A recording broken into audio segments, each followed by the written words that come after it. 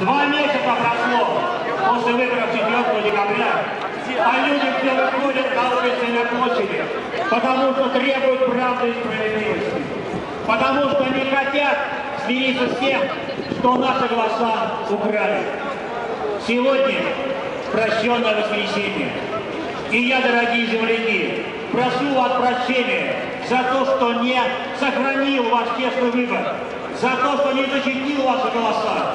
Но я сегодня перед своими земляками говорю, я не отступлю, я пойду до конца, я буду добиваться правды и справедливости, чего бы это ни стоило.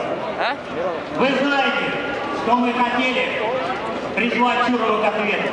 Мы позвали его в Государственную Думу. И что же нам его услышали? Оказывается, все было по-честному, не было никаких нарушений. Это разве то, что нужно нам? Нас кормят сегодня